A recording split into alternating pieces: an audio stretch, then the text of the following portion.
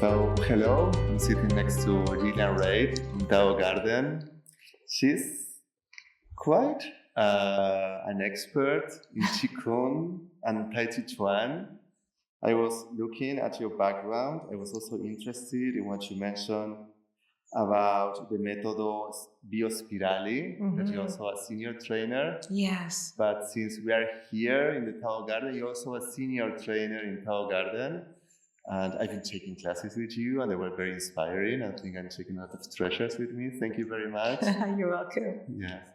And the reason of this interview is to introduce some aspects, mostly of sexuality and woman health, for the iess, el Instituto de Estudios Somáticos de la Sexualidad. And yeah, so we know that Taoism is a very ancient philosophy, way of life, wisdom, for more than 5,000 years. And what is surprising, different to Western religions or traditions, that it also includes sexuality as part of it, as part of having a balanced life, a spiritual life, a life with well-being, with happiness, with joy. So would you like to introduce something about how Taoism in this vast universe of knowledge, because of course it's not just about sexuality, it's much more, but if we focus into that, how it's articulated into Taoism? So, in Taoism, we're really interested in spiritual growth, and we believe that the 5 major organs are the home of souls and spirits. And when we come to this earth, the energy is divided into our body, into the 5 major souls and spirits. But we also have energy in our kidneys, that's one of the spirits, and also in our sexual organs. Now, to run our everyday life, we need energy. But when we have a lot of energy in the kidneys and the sexual energy, which we can call on. Normally, sexual energy is used for creating life, so having babies. But when you've had enough children or you don't want any children, there is a lot of energy there that can be used to nourish your body instead of creating a new life, to nourish your body and then give you the power and the strength to nourish your souls and spirits that live in your body and spiritual growth. That's very interesting, and this is kind of the frame of the philosophy. And I guess, I just witness or try with my own body that it's not just about the words and talking about that. It's about embodied practices, things you do with your body every day, every now and then, in order to make this energy circulate and not get stagnated in any part of your body specifically. So, how is this perspective from Taoism, like this link with practice as well? Not just with, we read it in a book, we know, we preach it, but it's also an everyday life, ongoing practice. Yes. In the practical Tao, because there are many categories of Taoism. There's the philosophic part, there's the you have the priests, and in this section we are into the practical part of Taoism. So you embody the practices and you work with your organs by detoxing and smiling and connecting. We do what we call inner alchemy. Inner alchemy to detox your organs, which is where your souls and spirits live, and you learn to love yourself, to balance your emotions, and to appreciate yourself for what you are. And we do a practice called the inner smile, which is one of the foundation practices. And it's basically educating your every cell in your body to connect to the universal vibration of love and gratitude. And that will help you in any realm of your life, just to stay connected to the universal flow and nourish your physical body and help you for your path in life. Yeah, so in somatic sexology, we also have this approach to really embrace smiling inside of our body, really think you belong to something greater. And this is something we took from mindfulness, which is already a translation from all the spiritual currents of Eastern. No, they bring into Western. So this is also part of the somatic development. It's like translating some of the aspect of Eastern philosophies or Eastern practices into Western. So I feel there is a link there. There's a big link there. Yes. Yes. We use the 6 healing sounds meditation. So the inner smile is the one of connection that allows you to create the alchemy. So when you have emotions, or you have, emotions can be also on a physical level. So if you have blockages in your body that are caused by emotions, because blockages can also be caused by physical out of alignment of the body or an injury. But when we have blockages in the body, for whichever cause, we can smile and dissolve those blockages with our loving energy. And then we also have the 6 healing sounds, where we work on we recognize that the negative emotions. When I say negative, for Taoism, we're looking for balance. So anything that's out of balance is excessive, and therefore causing some kind of pull, some kind of tension. So when I say negative, I'm talking about excessive, because even being euphoric is excessive. It's dispersing a lot of energy. But normally, when we are in daily life, the negative emotions are anger and frustration and worry. These are the energies that we have to deal with a lot. So the 6 healing sounds helps us to accept those, identify where we find them, because each emotion is related to a particular organ. Identify where they are, accept them, and we dissolve them, we let them go to the earth. It's a very interesting approach, because yes, we have this theory that also say like part of the emotion lives in our muscular armor, also like in our tension, in our tonus, in our unbalanced tonus in the body.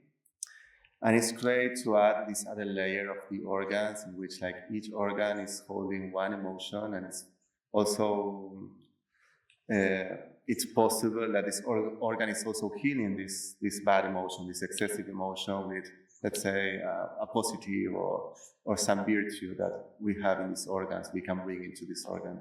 And it's great to amplify the field of possible of dealing with emotions. And we know that living with these excessive emotions can also affect our sexuality in a great manner, because if we are activated, if we are in this, let's say, flight or run mode,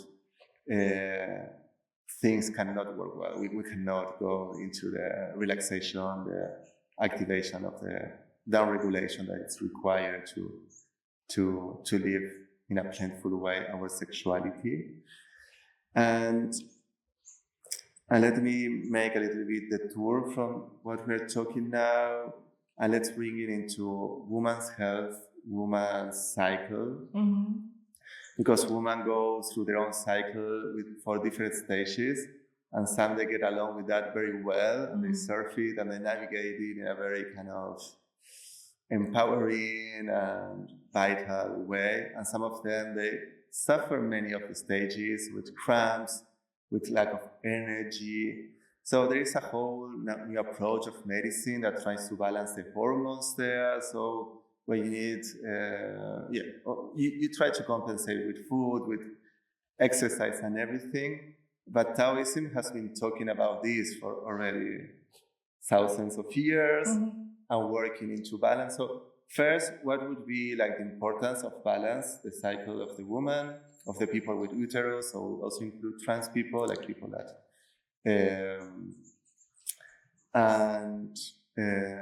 which are, I don't know, what can you reach out of some practices, like to give a little bit of a look into what they can do for them. Okay, so it's important to understand that when we were talking about the somatics, and you were talking about the parts of the body, right? So in Taoism, we recognize the fact that each organ is connected to other organs and other systems. And so the kidneys are the ones that hold the jin qi, the life force, the essence, and they govern the sexual organs. So the uterus, the ovaries, the breasts, and also the endocrine system. So a lot of the work that we do with women is to nourish the endocrine system, which regulates the hormones, and therefore both when you're in the fertile years, so the menstrual cycle, but also menopausal, premenopausal phase. And one of the very popular, very effective, a couple of very effective exercises are ovarian breathing, where you inhale and you exhale into your ovaries because they govern the balance of estrogen. And we also do the 9-flower massage, where we massage the nipples, because the orgasmic energy, the arousal energy, is connected to the endocrine system. So when you gently arouse by massaging your nipples, you send the soft and gentle vibration to your thymus gland, to your thyroid, parathyroid, to the salivary glands, to the middle of the brain where we have the very important glands, pituitary, pineal gland, hypothalamus, thalamus. And then we send it down into the to the kidneys, to the spleen, and to the ovaries and the clitoris. We know that the breasts are connected to the clitoris and to the vagina, because when if you have ever breastfed, you know it's painful after when the baby's sucking, the uterus starts to contract because it's nature's way of bringing back to the correct form the uterus after birth. And so working with the nipples, we activate the endocrine glands and they balance out.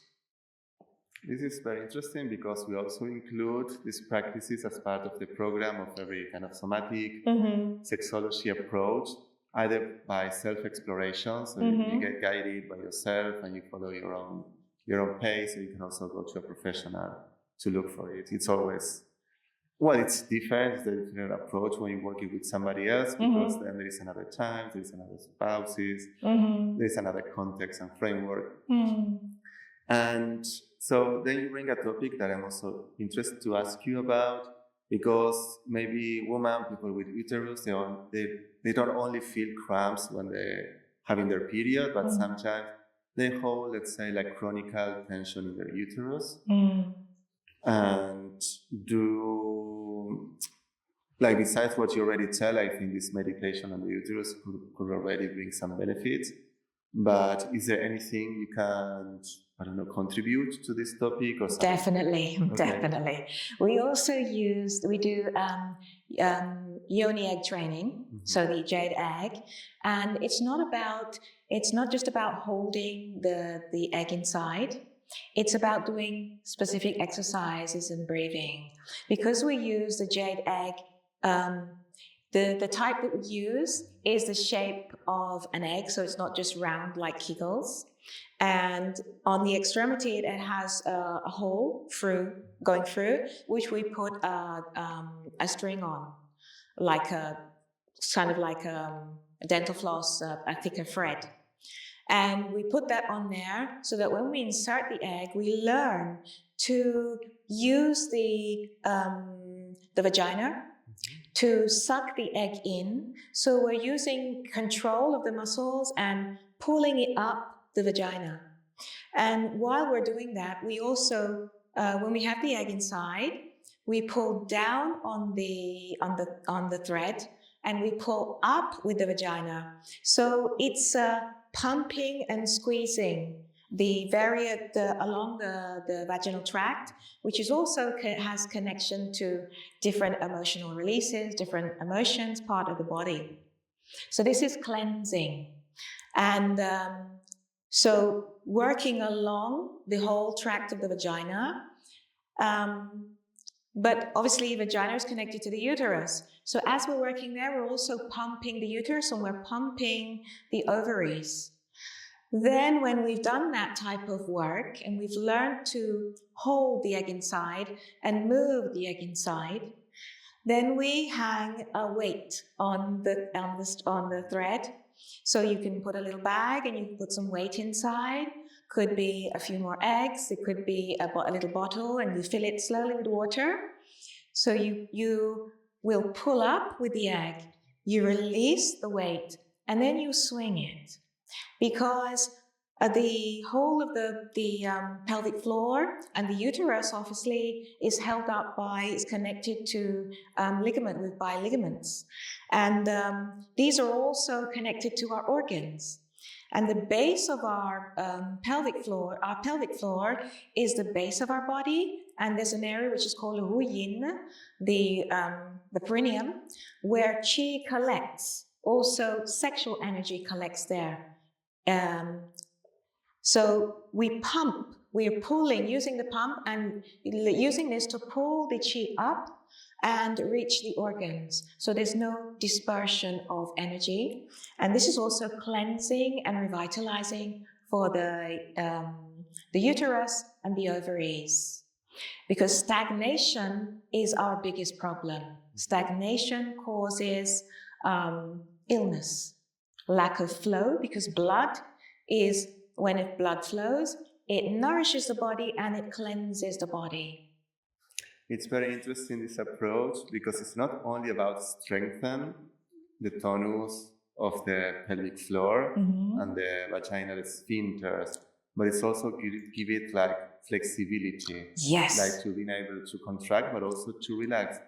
And this is also a massage for the organs, no? Yes, it's pumping, yes, exactly that, yes. Yeah, and you're pumping blood and circulation from the bottom of the body, so this can also increase the blood flow in the rest of the body.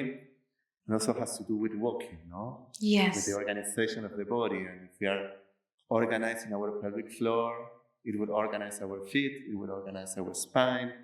So it's something that we have left aside in our practices, some people who go to the gym, who practice, but it's so important for the organization of the rest of the body, not only for our pleasure or genital functionality. Yes, I to say one of the very important things is that this type of exercise is not about strengthening the pelvic floor with power, with force of muscles. It's about energizing and creating a strong elasticity, which is very different, because elasticity makes things flow. It's like you said, going to the gym, we build up muscles and we are stiff. Yeah, but when there's a flow in the lower region, we can access our sexual energy, we can feel, we can access our nervous system, and we can also release a lot of emotions, tension, ancestral baggage. As a woman, we're containers. So we hold a lot of energy that doesn't even belong to us. So all of this, goes along with it, allowing us to breathe with our uterus and our vagina. Mm-hmm. And I'm thinking one phrase that we are using a lot in somatic sexology, which is health and pleasure. They're two sides of the same coin. Yes. So the moment you start to be healthy, you also start to feel more pleasure. Yes. So if you have like numbness or pain or weakness or excessive tonus, like excessive contraction, chronic contraction, it will not feel healthful, and hence you will not be able to feel pleasure. So from both sides, either from healing practices or pleasure practices, you can arrive to a balance in which will benefit both sides. Yes, of this coin. So what would be the approach now, like moving from health into pleasure? What would be the role of pleasure in these practices? Maybe from a personal perspective. Maybe it's not Taoism, maybe it's your own development. Yes, but it is health. But as you say, it's pleasure. you are accepting, you are welcoming, you're learning to welcome the pleasure, because it's the pleasure that brings you to health, as you said, and allows you to release. So many women, unfortunately, this is our society, you know, for men and women, there are roles, there are ideals.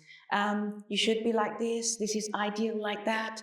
And therefore, you're looking into an ideal that doesn't reflect who you are. So many women don't accept who they are. And just like you spoke about the fact of having pain or weakness or something, we disconnect. And that's what happens with women's bodies. So we're thinking that everyone should be, you know, having so many orgasms, and everyone should be squirting because they say, you know, they're talking about it now. Performative, yes. Yes, okay.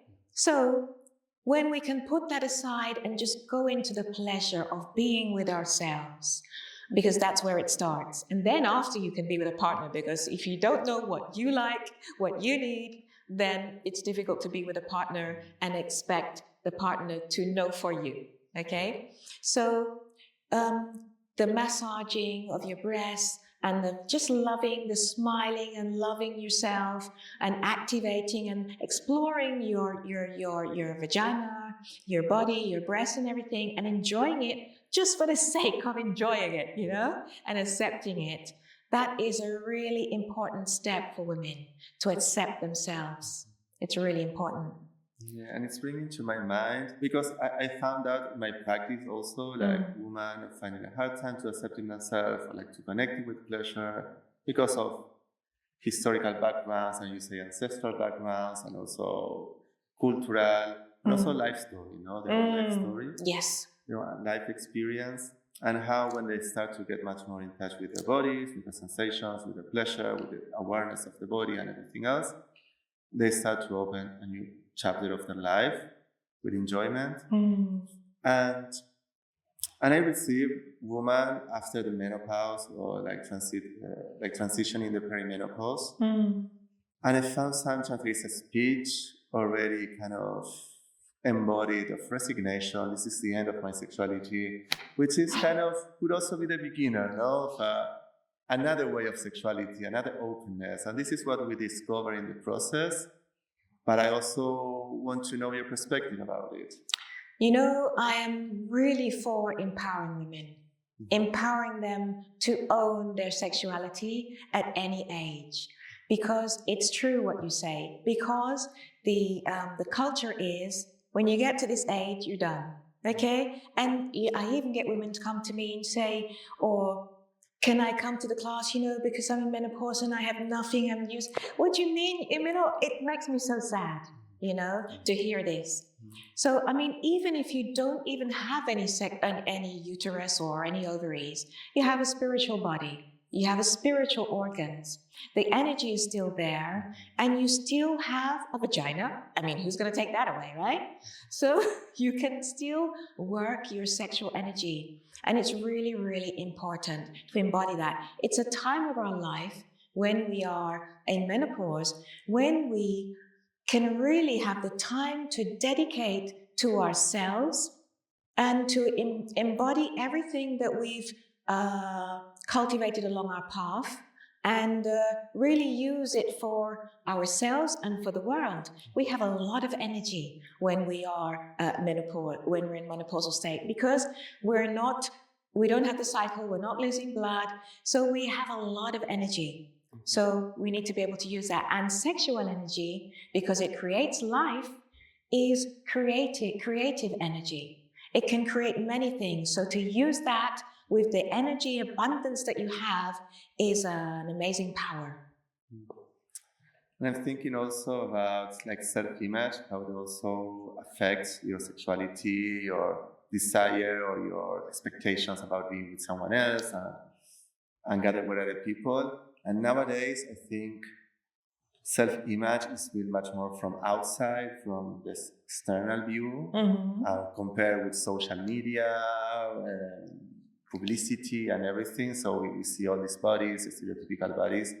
And then I see a lot of people also with aesthetical interventions in their body, surgeries, which I just don't want to put a judge into that. And also like not talking about people who needs to do it after accidents or different things that happens to life. But I don't know if you have a scope into that. What could you do with the flow of the energy, the livelihood of the organs, of the pleasure, how do we, I don't know, get together with what we are talking about? I don't know if you have a perspective on that.